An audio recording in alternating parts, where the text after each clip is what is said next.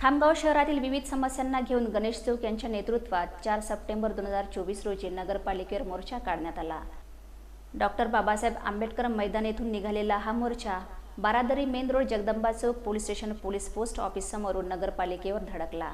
यावेळी मुख्याधिकारी डॉक्टर प्रशांत शेळके यांना निवेदन देण्यात आले।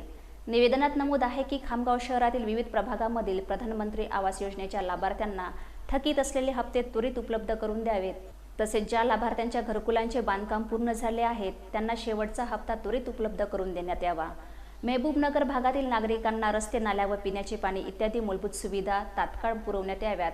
सन 2018 मध्ये देवधर असोसिएशन मुंबईच्या वतीने करण्यात आलेल्या सर्वेच्या आधारे मेहबूबनगर, शंकरनगर, दालफैल, बर्थडे प्लॉट, बाळापूर फैल व इतर भागातील दलित वस्त्यामध्ये प्लॉट रेग्युलर आईस करून नागरिकांना प्रधानमंत्री आवास योजनेचा लाभ देण्यात यावा। या समस्या त्वरित सोडवण्यात याव्यात, अन्यथा भविष्यात तीव्र आंदोलन करण्यात येईल असा इशारा देखील यावेळी देण्यात आलेला आहे। Bureau report Mohammed Farooq, Khamgaon.